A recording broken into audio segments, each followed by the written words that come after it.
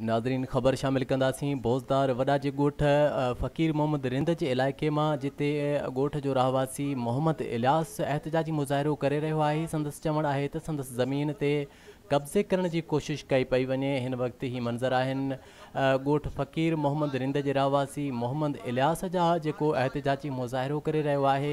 संदसि चवणु आहे त संदसि ज़मीन ते कब्ज़े करण जी कोशिशि कई पई वञे।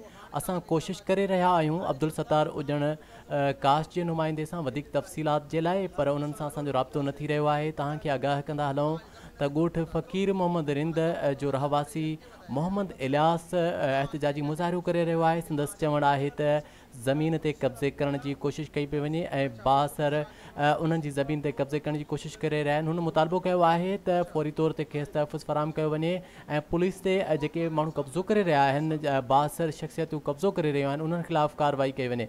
असां कोशिशि करे रहिया आहियूं अब्दुल सत्तार उजण कास्ट जे रिपोर्टर सां वधीक तफ़सीलात लाइ, जंहिंसां असांजो राब्तो न थी सघियो आहे।